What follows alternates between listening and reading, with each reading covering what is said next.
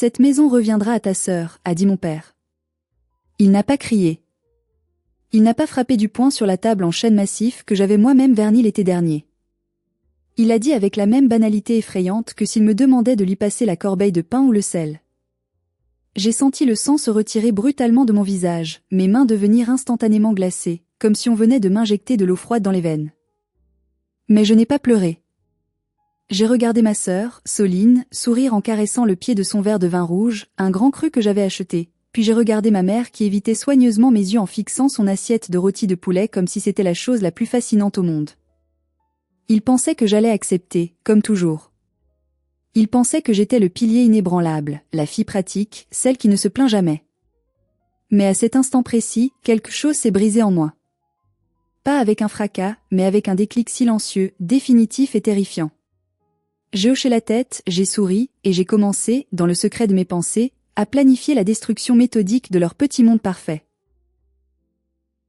Avant de vous raconter comment j'ai orchestré ma sortie spectaculaire et la chute de ma propre famille, j'aimerais prendre un instant pour nous connecter. Je suis curieuse de savoir d'où vous écoutez cette histoire en ce moment. Est-ce que vous êtes à Paris, à Lyon, à Bruxelles, à Montréal ou peut-être dans un petit village perdu comme le mien? Et quelle heure est-il chez vous? Écrivez-le-moi maintenant dans les commentaires, j'adore voir jusqu'où mes histoires voyagent et imaginer vos visages aux quatre coins du monde. Je m'appelle Isandre, j'ai 29 ans, et voici comment j'ai fait payer à ma famille le prix fort de leur ingratitude. C'était un dimanche midi de novembre, gris et pluvieux, typique de notre région de Normandie. La pluie battait contre les carreaux des fenêtres à double vitrage que j'avais fait installer il y a 2 ans pour réduire la facture de chauffage. L'odeur du poulet rôti aux herbes et des pommes de terre au four remplissait la salle à manger de cette vieille longère. C'était une odeur qui aurait dû évoquer le confort, la sécurité, l'amour familial. Pour moi, elle a désormais l'odeur de la trahison. Mon père, Hubert, était assis en bout de table, l'air solennel, ajustant sa serviette dans son col de chemise. Ma mère, Bernadette, s'affairait nerveusement, se levant sans cesse pour aller chercher de l'eau, du pain, de la moutarde, comme pour fuir la tension palpable. Et puis il y avait Soline. Ma sœur aînée de 2 ans. L'enfant prodige. L'enfant roi.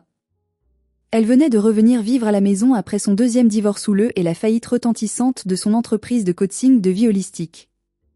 Elle était là, resplendissante malgré ses échecs, drapée dans un châle en cachemire, monopolisant la conversation depuis 1 heure. Elle se plaignait de l'exiguïté de son ancienne vie à Nice, de la cruauté du monde envers les âmes sensibles et artistiques comme elle, et de son besoin vital, presque biologique, d'un espace pour se reconnecter à son moi intérieur.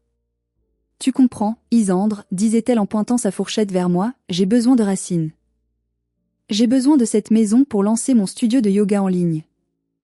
Toi, tu es toujours derrière tes ordinateurs, tu pourrais vivre n'importe où, dans un placard ou un hôtel, ça ne changerait rien pour toi. » Je n'ai pas répondu tout de suite. J'ai continué à couper ma viande avec une précision chirurgicale. Je sentais la colère monter, non pas comme une explosion, mais comme une marée noire, lente et toxique. C'est là que mon père a posé ses couverts, s'est raclé la gorge bruyamment et a prononcé la sentence qui allait tout changer. « Nous avons discuté longuement avec ta mère hier soir », a commencé Hubert, sans me regarder dans les yeux. Soline traverse une période extrêmement difficile. Elle a besoin de sécurité, de stabilité. Toi, Isandre, tu es forte. Tu as ta carrière de traductrice technique, tes clients internationaux, tes revenus confortables. Tu es indépendante, tu l'as toujours été. C'est pourquoi nous avons décidé de faire la donation de la maison à Soline. Maintenant. Pour qu'elle se sente enfin chez elle. Le temps s'est arrêté. J'ai regardé les poutres apparentes au plafond, celles que j'avais traitées moi-même contre les termites l'été dernier, respirant la poussière et les produits chimiques pendant 3 jours. J'ai pensé à la toiture en ardoise que j'avais fini de payer le mois précédent, un chèque de 15 000 € qui avait vidé mes économies de l'année. La donation ? Ai-je demandé, ma voix étrangement calme, presque détachée. Et le crédit ? Il reste encore 120 000 € à payer sur les travaux de rénovation et l'hypothèque. Qui va payer les 1 800 € par mois ? Mon père a balayé ma question d'un geste de la main agacée, comme on chasse une mouche gênante qui gâche un beau moment. Nous sommes une famille, Isandre. Ne sois pas mesquine avec des chiffres. Tu continueras à verser ta part sur le compte joint, comme un loyer. Considère cela comme une aide à ta sœur, un investissement dans son bonheur. Elle ne peut pas assumer une telle charge financière pour l'instant, tu le sais bien. Quand elle ira mieux, quand son business décollera, on verra. Ma mère a enfin levé les yeux, le regard implorant, humide de larmes prêtes à couler. C'est pour l'équilibre de la famille, ma chérie. Soline est si fragile en ce moment. Elle a besoin de ce geste. Toi, tu t'en sors toujours, tu rebondis toujours. J'ai regardé Soline. Elle ne semblait même pas reconnaissante. Elle ne semblait pas réaliser l'énormité de ce qu'on lui offrait. Elle avait cet air suffisant, ce petit sourire en coin victorieux qui disait c'est normal. Tout me revient de droit. Elle caressait son chien, un petit lévrier italien nerveux qui tremblait sur ses genoux, et m'a lancé avec une fausse douceur merci de comprendre, Isandre. De toute façon, tu n'as pas vraiment de goût pour la décoration d'intérieur. C'est un peu trop froid ici. Je vais enfin pouvoir donner une âme à cet endroit. Une âme. Elle parlait d'âme alors que c'était mon argent, gagné à la sueur de mon front, qui avait payé les murs qui nous abritaient du vent, l'isolation qui nous gardait au chaud, et la nourriture dans son assiette. J'aurais pu hurler. J'aurais pu renverser la table, sortir mon téléphone et leur montrer les relevés bancaires, crier que je payais tout depuis 3 ans, l'électricité, le chauffage, les taxes foncières, l'épicerie, et même l'abonnement internet très haut débit qu'elle utilisait pour poster ses selfies filtrés. Mais je savais que cela ne servirait à rien. Dans cette famille, l'émotion de Soline était la seule réalité qui comptait. Ma logique, mes faits, mes sacrifices n'étaient que des bruits de fond désagréables. Alors, j'ai pris une gorgée d'eau pour faire passer la boule dans ma gorge. J'ai avalé ma rage avec le morceau de poulet qui avait soudain le goût de la cendre froide. D'accord, ai-je dit doucement. Si c'est ce que vous pensez être juste. Si c'est votre décision finale. Ils ont tous soupiré de soulagement, un soupir collectif qui a semblé vider la pièce de tout oxygène. Papa a repris son vin avec entrain, maman a souri timidement, et Soline a commencé à parler avec excitation de la couleur terracotta qu'elle voulait absolument pour les murs de mon bureau actuel. Ils n'ont pas vu mes mains sous la table, crispées sur mes cuisses. Ils n'ont pas vu que je venais de déverrouiller mon téléphone discrètement. Ils n'ont pas vu que j'avais ouvert l'application de ma banque. Ils pensaient avoir gagné. Ils ne savaient pas qu'ils venaient de signer leur arrêt de mort financier, et que le compte à rebours avait déjà commencé. Pour comprendre pourquoi je n'ai pas explosé ce jour-là, pourquoi je n'ai pas fait un scandale, il faut remonter le temps. Il faut comprendre l'architecture complexe et toxique de notre famille. Je n'ai jamais été maltraitée physiquement. Je n'ai jamais manqué de nourriture. Mais j'ai grandi avec une certitude ancrée au plus profond de mes os, une vérité silencieuse qui m'accompagnait chaque jour. J'étais l'option B. L'enfant de remplacement. L'assurance vie pratique. Soline était l'aînée, la belle, la charismatique, celle qui ressemblait à ma mère jeune. Dès son plus jeune âge, elle attirait la lumière comme un aimant. Elle voulait faire du théâtre. Mes parents lui payaient des cours privés coûteux à Paris. Elle voulait faire du mannequinat. Maman l'emmenait à des castings tous les week-ends, sacrifiant son temps et son énergie. Moi? J'étais studieuse, calme, facile. J'étais celle qui faisait ses devoirs sans qu'on lui demande, celle qui ne posait pas de problème. Je me souviens avec une clarté douloureuse de mes 18 ans. J'avais travaillé tout l'été dans une conserverie de poissons, un travail harassant, les mains sentant la saumure en permanence, pour me payer mon permis de conduire. Quand je l'ai eu, mes parents m'ont félicité distraitement et m'ont dit qu'ils étaient fiers de mon autonomie. 2 ans plus tard, pour les 20 ans de Soline, alors qu'elle venait d'abandonner ses études de droit pour la 3e fois parce que c'était trop stressant, ils lui ont offert une Fiat 500 neuve, blanche nacrée, avec un énorme ruban rouge sur le capot. Elle en a besoin pour son image, avait dit ma mère en voyant mon regard. Toi, Isandre, tu as ta vieille Renault d'occasion, elle roule encore bien, non? Tu n'es pas matérialiste, toi. J'ai avalé la pilule. Comme toujours. J'ai cru que c'était ça, être adulte, accepter l'injustice en silence. Il y a 3 ans, quand mon père a fait de mauvais investissements boursiers et que la banque a menacé de saisir la maison familiale, cette même maison dont il parlait aujourd'hui, c'est moi qu'ils ont appelé en pleine nuit, en panique. Pas Soline, qui était alors mariée à un riche promoteur immobilier à Nice et vivait la grande vie sur la Côte d'Azur. Non, ils ont appelé Isandre, la fourmi, l'écureuil. J'avais des économies. Je vivais frugalement. Je traduisais des manuels médicaux et des documents techniques arides 60 heures par semaine. J'ai accepté de reprendre le crédit à mon nom, officieusement, en virant l'argent sur leur compte chaque mois pour qu'ils gardent la face vis-à-vis des voisins et de la famille élargie. J'ai payé pour la rénovation complète de la toiture qui fuyait. J'ai payé pour l'installation de la pompe à chaleur écologique. J'ai transformé cette vieille bâtisse humide et pleine de courants d'air en un cocon confortable et moderne. J'ai investi 24 000 € de ma poche rien que l'année dernière. Sans compter les courses hebdomadaires. Sans compter les factures d'eau et d'électricité qui avaient doublé depuis le retour de Soline. Et Soline ? Elle revenait quand ça l'arrangeait, entre deux crises existentielles. Elle critiquait mes choix de carrelage qu'elle trouvait trop industriels, se moquait de mon travail de traduction qu'elle trouvait ennuyeux à mourir, sans âme, et repartait dès qu'elle s'ennuyait. Mais ce dimanche-là, c'était différent. Ce n'était plus seulement du favoritisme habituel. C'était du vol qualifié. Il me demandait de continuer à payer pour une maison qui ne serait jamais la mienne, pour financer le mode de vie d'une sœur qui me méprisait ouvertement. Il me demandait d'être le mécène silencieux de ma propre dépossession. J'étais devenu une simple ressource, un distributeur automatique de billets avec un cœur qui bat. J'ai repensé à toutes les nuits blanches passées à traduire des notices de respirateurs artificiels pour payer cette chaudière qui chauffait maintenant les pieds manucurés de Soline.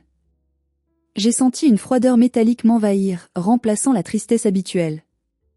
Ce n'était pas de la dépression. C'était de la clarté. Une clarté aveuglante. Si j'étais si indépendante comme il le disait, alors j'allais l'être totalement. Radicalement.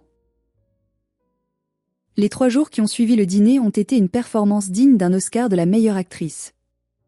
J'ai continué à travailler dans mon bureau, ce bureau avec la grande fenêtre donnant sur le jardin, que Soline lorgnait déjà pour en faire sa salle de méditation et de tournage vidéo. Tu pourras déplacer tes ordinateurs au sous-sol ce week-end ? M'a-t-elle demandé le mardi matin, en entrant sans frapper, vêtue d'un kimono en soie de luxe, une tasse de thé vert à la main. J'ai besoin de la lumière du nord pour mes vidéos. C'est essentiel pour mon teint. Et puis, tes serveurs et tes disques durs font un bourdonnement horrible, ça perturbe mes chakras et mes ondes alpha. J'ai levé les yeux de mon écran. Le sous-sol était une cave semi-aménagée, humide, sombre, froide et infestée d'araignées. C'était là qu'on entassait les vieux cartons et les conserves. C'était un endroit pour les choses qu'on veut oublier, pas pour un être humain. Bien sûr, Soline, ai-je répondu avec un sourire doux, presque mielleux. Je comprends tout à fait. Je vais tout libérer. Tu auras tout l'espace que tu veux pour tes énergies. Elle a semblé surprise de ma docilité inhabituelle, puis immédiatement satisfaite. Super. Papa a dit qu'on irait chez le notaire le mois prochain pour officialiser les papiers de la donation. D'ici là, essaie de ne pas trop encombrer les parties communes avec tes dossiers et tes câbles. Ça fait désordre. Dès qu'elle est sortie, j'ai recommencé à taper sur mon clavier. Mais je ne traduisais pas. Je n'étais pas en train de travailler pour mes clients. Je réservais un camion de déménagement grand volume pour le samedi suivant. Je signais électroniquement le bail d'un magnifique appartement en duplex à Rouen, à 2 heures de route de là. J'avais repéré cet endroit depuis des mois, un rêve secret que je m'interdisais pour aider la famille, pour garder de l'argent au cas où la chaudière lâcherait encore. Plus maintenant. Ce duplex était cher, lumineux, et surtout, il était à moi. La nuit, quand tout le monde dormait et que la maison résonnait des ronflements de mon père, je commençais mon opération terre brûlée. Je n'ai pas seulement fait mes valises de vêtements. J'ai fait l'inventaire méticuleux de tout ce qui m'appartenait légalement. Facture à l'appui, classée dans un dossier numérique sécurisé. Le frigo américain à double porte dans la cuisine ? À moi. Payé 1 200 € il y a 2 ans. La machine à laver et le sèche-linge dernier cri dans la buanderie ? À moi. Le téléviseur 4K de 65 pouces du salon ? À moi. Les routeurs Wi-Fi mesh qui couvraient toute la grande maison et permettaient à Soline de streamer ses vidéos depuis son lit ? À moi. Même la machine à café en grains automatique dont mon père ne pouvait plus se passer le matin ? C'était mon cadeau de Noël pour moi-même, en réalité, puisque c'est moi qui l'utilisais et achetais le café de spécialité. J'ai contacté ma banque en ligne. J'ai révoqué tous les prélèvements automatiques liés à l'adresse de mes parents. EDF, service des eaux, Internet, assurance habitation et surtout, Le virement permanent de 2000 € vers le compte joint de mes parents qui partait le 3 de chaque mois. J'ai vu la ligne disparaître de mon écran, et j'ai ressenti un poids s'envoler de mes épaules. Le jeudi soir, ma mère m'a vu emballer des livres dans le couloir. « Tu fais du tri ?» a-t-elle demandé innocemment, un panier de linge sale à la main. « Oui, maman. Je fais de la place pour Soline. Comme vous l'avez demandé. Je ne veux pas que mes affaires gênent son épanouissement. » Elle m'a caressé l'épaule avec une tendresse maladroite. « C'est bien, Isandre. Je savais que tu comprendrais. Tu es une bonne fille. Tu as toujours été raisonnable. Une bonne fille. » Ces mots me donnaient envie de vomir. J'étais une bonne fille tant que j'étais utile. Tant que je payais. Tant que je me taisais. J'étais l'idiote utile de cette famille. Le vendredi, j'ai démonté mon bureau. J'ai débranché mes serveurs, enroulé les câbles avec soin. J'ai soigneusement emballé mon matériel informatique, mes écrans, mes claviers ergonomiques. Soline passait dans le couloir, chantonnant, sans même proposer de m'aider à porter les cartons lourds qui me sciaient les doigts. « Oh, ça fait vite tout à coup », a-t-elle commenté en voyant les murs nus où il y avait mes étagères la veille. Tant mieux, l'énergie circulera mieux sans tout ce fatras technologique. C'est plus feng shui. Oui, ai-je murmuré pour moi-même en fermant le dernier carton. L'énergie va circuler très différemment à partir de maintenant. Tu n'as pas idée à quel point. Le destin, ou peut-être mon subconscient calculateur, avait bien fait les choses. Ce samedi-là, mes parents et Soline étaient invités à un grand mariage familial, celui d'une cousine éloignée, à 1 heure de route. J'avais prétexté une urgence professionnelle, un dossier complexe à livrer avant lundi, pour ne pas y aller. Quel dommage, avait dit Soline en s'admirant dans le miroir de l'entrée, ajustant sa robe de cocktail hors de prix qu'elle avait probablement payée avec la carte de crédit de papa. Il y aura du beau monde. Peut-être des hommes célibataires intéressants. Tu vas encore rester cloîtrée comme une vieille fille aigrie. C'est ton choix, après tout. Amusez-vous bien, leur ai-je dit sur le pas de la porte en agitant la main. Profitez de la fête. Vraiment. Buvez du champagne pour moi. À 10 heures précises, leur voiture a disparu au tournant de l'allée Gravillonnée. Le silence est retombé sur la maison. À 10h15, le gros camion de déménagement est arrivé. J'avais engagé 3 déménageurs professionnels. Je n'avais pas de temps à perdre. Je leur ai donné le plan de bataille. On prend tout ce qui a une étiquette verte. Tout. Sans exception. Et on fait vite. C'était un balai rapide et efficace. J'ai regardé ma vie être empaquetée. Le canapé en cuir italien du salon? Parti. Il ne restait plus que les vieux fauteuils mités et défoncés de mes parents qu'on avait stockés au garage. La table à manger en chêne massif? Parti. L'électroménager de la cuisine? Parti. J'ai laissé un vieux frigo bruyant et jauni qui traînait dans la buanderie, vide, et une vieille gazinière encrassée. Les rideaux occultants thermiques que j'avais fait faire sur mesure? Parti. Les luminaires design? Parti. Et bien sûr, tout mon équipement de bureau, ma raison de vivre et de gagner de l'argent. À 13h, la maison résonnait d'un écho vide et sinistre. Elle était devenue une coquille vide. Elle ressemblait exactement à ce qu'elle était avant que je n'y injecte mon argent et ma vie, une vieille bâtisse froide, un peu triste, sans âme. J'ai fait un dernier tour de propriétaire. J'ai marché dans les pièces vides, écoutant le craquement du parquet. J'ai récupéré mon chat, Orion, qui m'attendait sagement dans sa caisse de transport. J'ai coupé le boîtier fibre optique dans le garage. J'ai dévissé et récupéré le modem satellite sur le toit. Avant de fermer la porte à clé pour la dernière fois, je suis allé dans la cuisine. Sur la table pliante en plastique de camping que j'avais remontée de la cave pour ne pas laisser la pièce totalement vide, j'ai posé une enveloppe blanche. Pas de lettres larmoyantes. Pas d'explication sentimentale de 3 pages. Juste des faits, bruts et incontestables. À l'intérieur, il y avait un classeur fin. Première page, en gros caractères. Mode d'emploi DE votre nouvelle VIE. En dessous, la liste détaillée des dépenses mensuelles que je couvrais, ligne par ligne. Crédit immobilier, 1200 €. Prêt travaux rénovation, 600 €. Électricité et chauffage, 350 € moyenne lissée sur l'année. Internet, téléphone, abonnement streaming, 80 €. Courses alimentaires et produits ménagers, 600 €. Assurance diverses maisons et véhicules, 150 €. Total, 2 980 € par mois. En bas de la page, j'avais écrit en rouge, d'une écriture ferme. Puisque la maison appartient à Soline, les factures appartiennent aussi à Soline. C'est la règle. Félicitations pour ton acquisition, ma sœur. Je vous laisse l'autonomie que vous m'avez tant vantée. Adieu. J'ai collé le double des clés sur l'enveloppe avec du scotch. Je suis montée dans ma voiture, j'ai suivi le camion de déménagement, et je n'ai pas regardé une seule fois dans le rétroviseur. Le trajet vers Rouen a été le plus léger de ma vie. Je ne ressentais aucune culpabilité. Aucune tristesse. Juste une immense bouffée d'oxygène, comme si je respirais vraiment pour la première fois depuis des années. J'étais libre. Mon nouvel appartement à Rouen était un rêve éveillé. Situé au dernier étage d'un immeuble ancien rénové, avec vue sur les toits de la ville et la Seine au loin.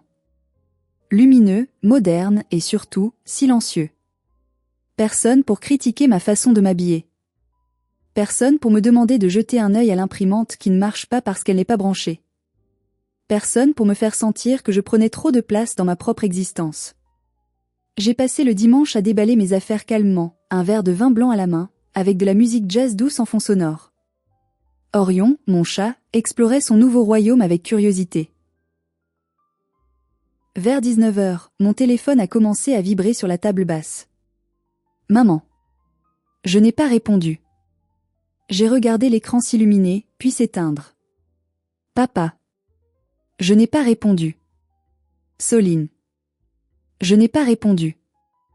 J'avais mis leur numéro en mode ne pas déranger.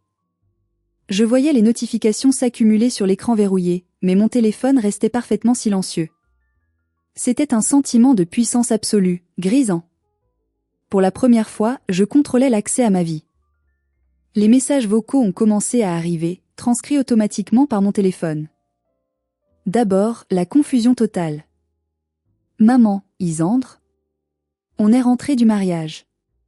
C'était charmant. Mais où es-tu? Pourquoi il n'y a plus de meubles dans le salon? On ne comprend pas, rappelle-nous vite. Puis, la panique a commencé à s'installer. Soline, c'est quoi ce délire? Où est la télé? Et pourquoi le Wi-Fi ne marche pas? J'ai un live prévu à 20 h avec ma communauté. Tu es complètement malade. Ramène tout de suite mes affaires. Je ne peux pas travailler dans ces conditions. Tes affaires? J'ai ri toute seule dans mon salon, un rire franc et libérateur.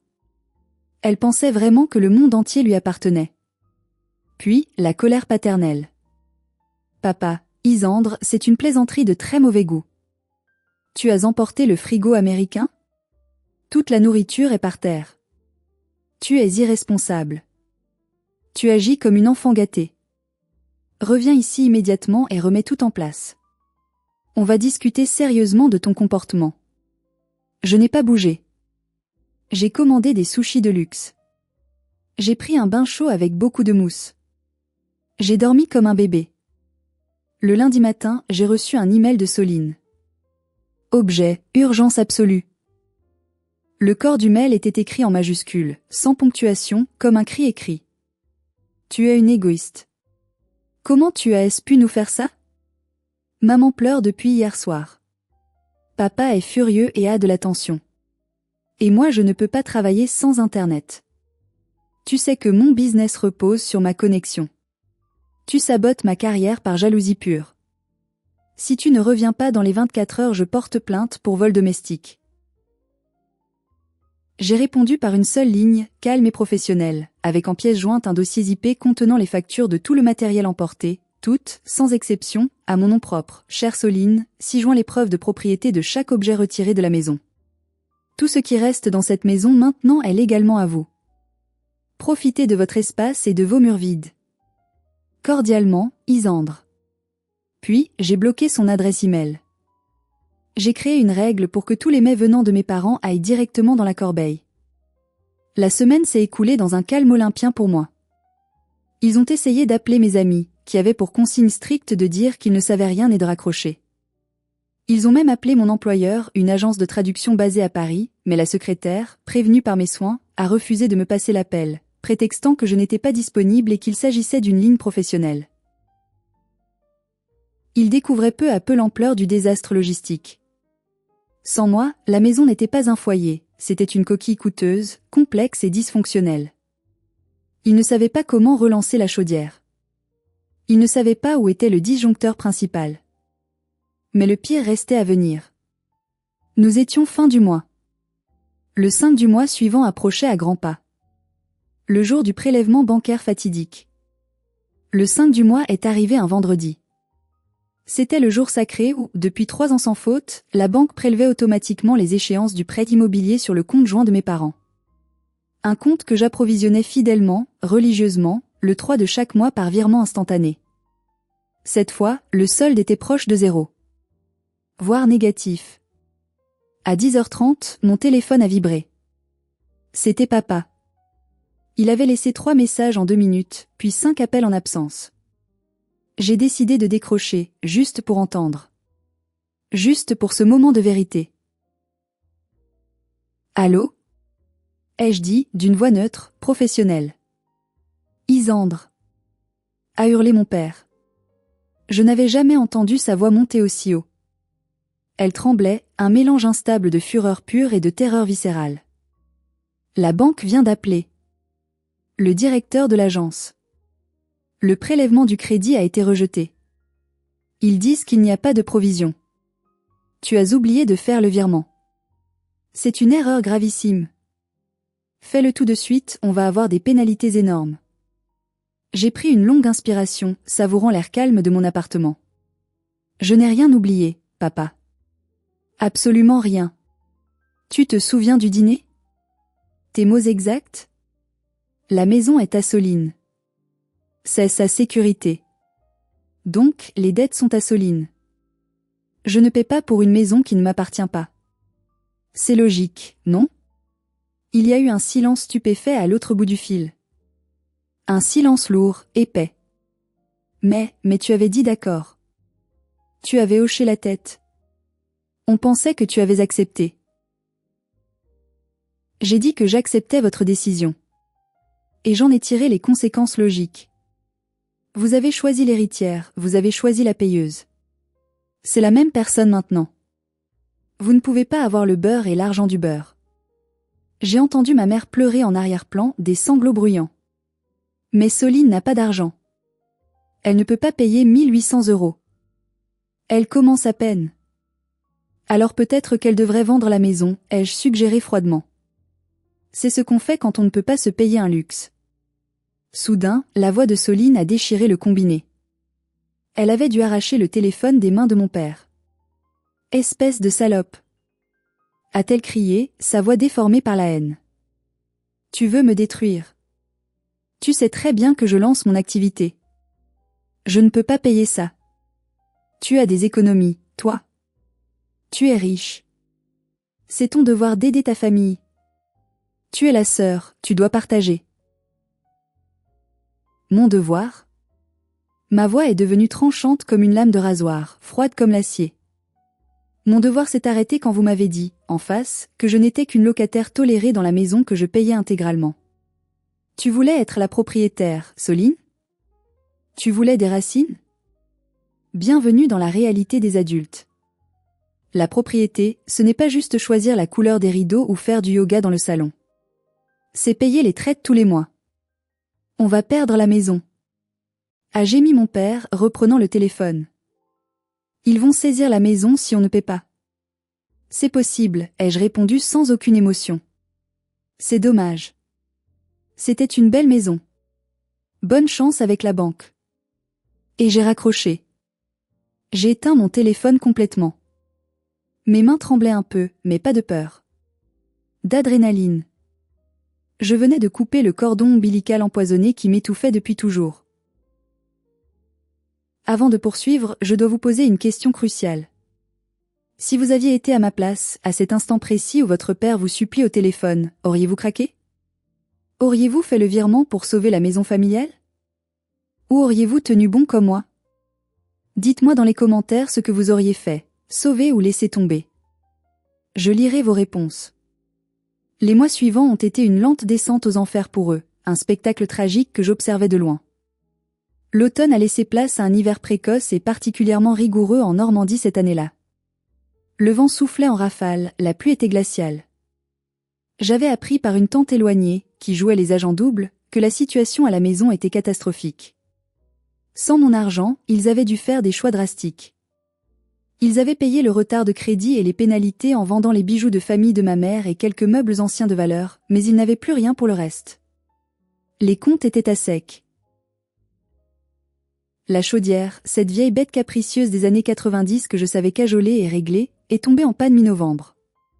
Avant, j'aurais appelé le chauffagiste que je connaissais bien, il serait venu tout de suite car je payais toujours comptant, et j'aurais réglé la facture de 400 € pour la pièce de rechange sans sourciller. Là, ils ont dû appeler un inconnu trouvé dans l'annuaire. Il a vu l'urgence, il a demandé un acompte important. Il n'avait pas l'argent. Il est reparti. Résultat, il vivait dans une maison à 12 degrés. Je suivais la débâcle via les réseaux sociaux de Soline, que je consultais via un faux compte anonyme. Au début, elle essayait de faire bonne figure, de garder la face. Elle postait des photos d'elle emmitouflée dans des gros pulls en laine islandaise avec la légende « Ambiance hig et cocooning, retour à l'essentiel, sobriété heureuse # simple life ». Mais très vite, le masque a craqué. La réalité l'a rattrapée. Une story Instagram où elle pleurait, le nez rouge, les yeux cernés. C'est inhumain de vivre comme ça. J'ai attrapé la grippe. Les énergies sont trop négatives ici, ça bloque ma créativité. Je ne peux pas guérir les autres si je suis malade moi-même. On voyait derrière elle, dans le coin de l'image, le papier peint qui se décollait à cause de l'humidité qui envahissait les murs non chauffés. La maison, sans chauffage constant, se dégradait à vue d'œil, comme un organisme vivant qui meurt. Un jour, j'ai reçu un appel d'un numéro fixe inconnu. C'était un voisin, Monsieur Martin, un agriculteur à la retraite. Isandre, c'est Monsieur Martin. Écoute, je ne veux pas me mêler de vos histoires de famille, mais j'ai vu ton père essayer de couper du bois mouillé dans le jardin hier sous la pluie. Il a l'air très fatigué, il a beaucoup maigri. Et ta mère, elle est venue me voir pour me demander si j'avais des œufs à lui prêter. Est-ce que tu sais ce qui se passe? On s'inquiète au village. J'ai senti une pointe de douleur au cœur. Une morsure vive. Ce sont mes parents, après tout. Je les ai aimés. Mais je me suis souvenu de leur visage au dîner. De leur indifférence totale à mon sort. De leur trahison. Ils sont adultes, Monsieur Martin, ai-je répondu fermement. Ils ont fait des choix financiers et immobiliers. Ils ont une fille à la maison pour les aider, non? Soline est là. Elle est jeune, elle est en bonne santé. Soline? Il a renâclé avec mépris. On ne la voit jamais mettre le nez dehors. Sauf quand le livreur Amazon passe. Apparemment, elle a encore de l'argent pour recevoir des colis de vêtements, ça oui. Mais pour aider son père à rentrer le bois, il n'y a personne. C'était la goutte d'eau. Soline continuait à dépenser le peu d'argent qui restait ou qu'elle empruntait en babiole et en apparence, pendant que nos parents mendiaient des œufs aux voisins. Elle les vampirisait jusqu'à la moelle. C'est tante Clarisse qui a tout fait basculer.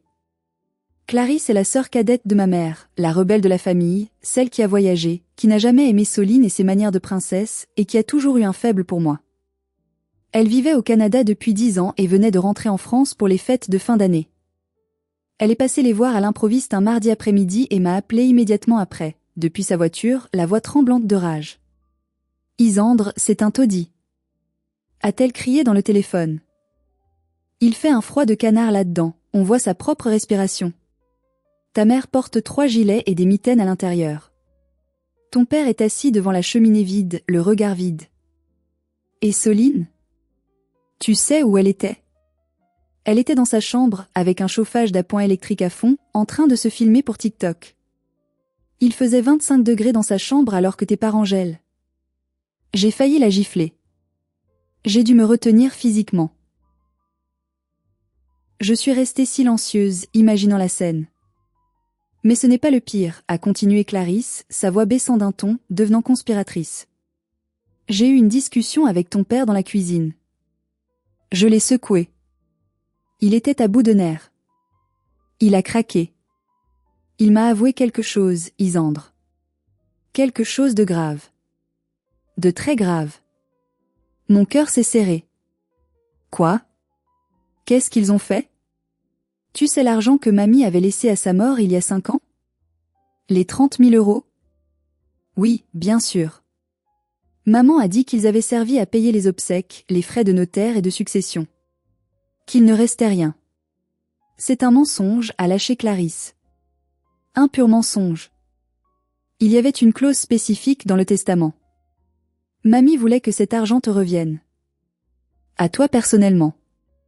Pour tes études ou ton premier achat immobilier. Elle savait que tu étais la sérieuse. Tes parents ont oublié de te le dire.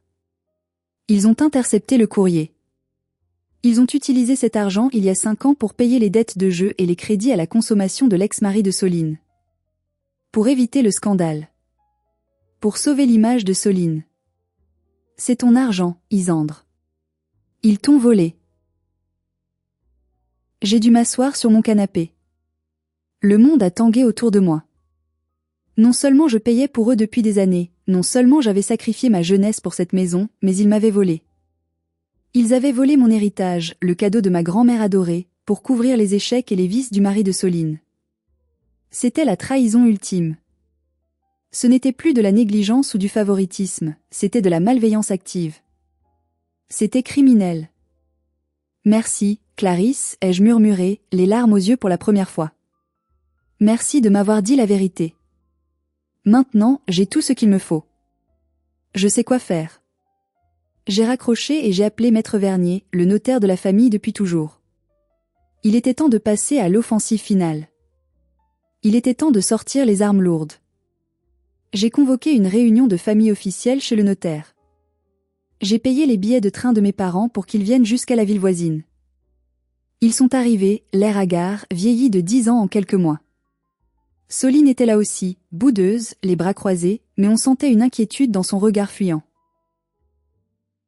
Dans le bureau feutré de Maître Vernier, avec ses murs tapissés de livres de droit et son odeur de vieux papier et de cire, j'ai posé un dossier épais sur la table en acajou. Le bruit sourd du dossier a fait sursauter ma mère.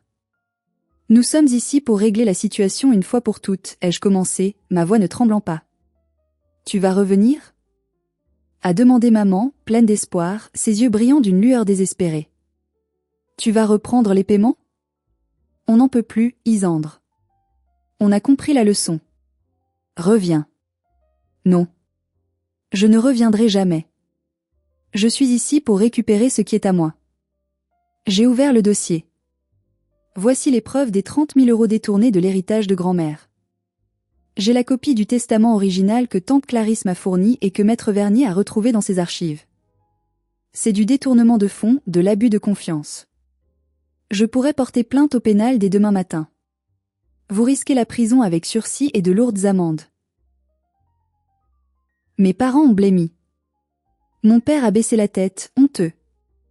Soline a ouvert la bouche pour protester, pour dire que c'était du passé, mais je l'ai coupé d'un regard glacial. Et voici le total des sommes que j'ai investies dans la maison depuis 3 ans. Travaux de toiture, isolation, électricité, crédit, facture. J'ai toutes les traces bancaires. Cela s'élève à 65 000 euros. Plus les 30 000 volés avec les intérêts légaux. Vous me devez près de 100 000 euros. C'est une dette claire. On n'a pas cet argent. A pleurnichait Soline, sa voix montant dans les aigus. On est ruiné. Tu le sais très bien. Je sais. C'est pourquoi il n'y a que 2 solutions aujourd'hui. Pas 3. 2. J'ai levé 2 doigts. Option 1, vous vendez la maison immédiatement. Vous signez le mandat de vente aujourd'hui. Vous me remboursez ma part sur le produit de la vente. Le reste, vous le gardez pour vous loger ailleurs, dans quelque chose de plus petit. Option 2, je vous attaque en justice pour recel d'héritage, enrichissement sans cause et abus de faiblesse. La maison sera saisie par la justice, vendue aux enchères publiques à un prix dérisoire, et vous finirez à la rue avec rien. 0. Et tout le monde saura ce que vous avez fait. Le silence dans la pièce était assourdissant, lourd, oppressant. On n'entendait que le tic-tac de l'horloge ancienne au mur. Tu nous mettrais dehors? a murmuré mon père, incrédule. Sa propre fille? Vous m'avez mise dehors, ai-je rectifié sèchement. Vous m'avez dit que cette maison n'était pas la mienne. Je ne fais que suivre votre logique implacable. C'est du business, papa. Comme tu disais.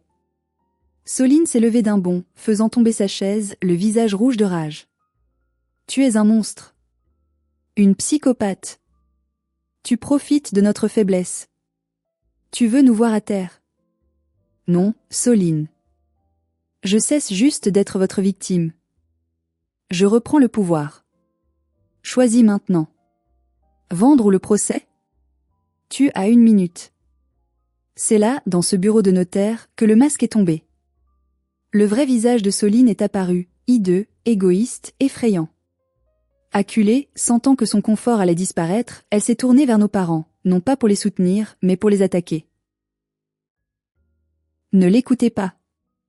A-t-elle hurlé. On ne vend pas. C'est ma maison. Vous me l'avez donnée. Papa, fais quelque chose. Sois un homme pour une fois. Emprunte de l'argent à tes amis du club de bridge. Vends ta collection de montres anciennes. Maman, vends le reste de tes bijoux. On ne peut pas me laisser sans maison. J'ai besoin de cette adresse pour mon image sur les réseaux. Je ne peux pas retourner en appartement. Mes parents l'ont regardée, choqués, pétrifiés. Pour la première fois de leur vie, ils entendaient vraiment ce qu'elle disait. Ils voyaient vraiment qui elle était. Elle ne se souciait pas d'eux. Elle ne se souciait pas de leur ruine, de leur santé ou de leur honte. Elle ne voulait que préserver son image, son décor de théâtre. On a déjà tout vendu, Soline, a dit ma mère d'une voix faible, brisée. Il n'y a plus rien. On a vendu les bagues, l'argenterie. Tout. Pour payer tes chauffages d'appoint. Alors débrouillez-vous. A hurlé Soline, perdant tout contrôle. Vous êtes des parents inutiles. Des ratés. Vous avez toujours préféré Isandre au fond, parce qu'elle a de l'argent, parce qu'elle réussit. Moi, vous m'avez raté. Si je perds cette maison, je ne vous parlerai plus jamais. Je partirai et vous ne me verrez plus. Vous finirez seul dans un mouroir. C'était le coup de grâce. Le chantage affectif ultime. La phrase de trop. Mon père s'est levé lentement, péniblement, comme s'il portait le poids du monde sur ses épaules. Il a regardé sa fille adorée, celle pour qui il avait tout sacrifié, celle pour qui il m'avait trahi et volé. Et il a vu le vide dans ses yeux. Il a vu l'absence d'amour. Il a vu un parasite. Il s'est tourné vers moi. Ses yeux étaient pleins de larmes, mais aussi d'une nouvelle forme de respect, ou peut-être de crainte.